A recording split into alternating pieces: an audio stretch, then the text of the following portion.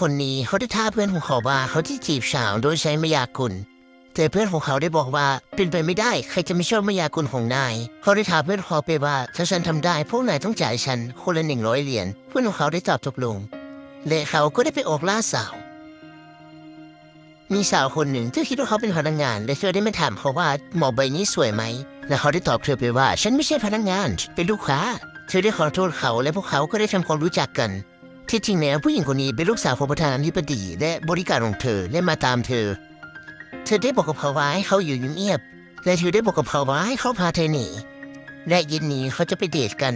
และชายคนนี้เขาได้เอารถสุดหรูเพื่อไปรับเธอ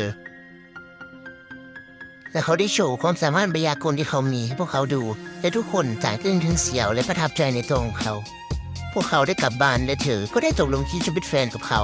แต่สุดท้ายรถของชายคนนี้ก็โดนขโมยฉะนั้นมาเรื่องนี้จะจบแบบแฮปปี้เอนดิ้ง